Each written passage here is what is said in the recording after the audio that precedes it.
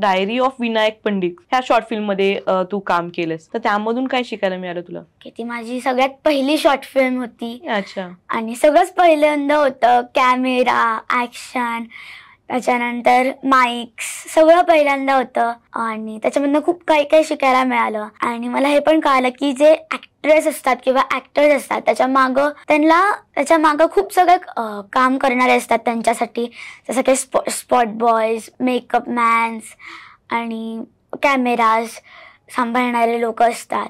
त्यांच्यामुळं आपण पुढे जातो, त्यांच्यामुळं आपण जास्त लोकांपर्यंत पोहोचतो.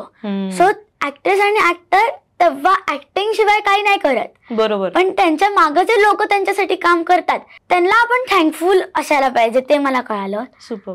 आणि थिएटर ऍक्टिंग आणि कॅमेरा ऍक्टिंग मध्ये खूप खूप डिफरन्स असतो. बरोबर.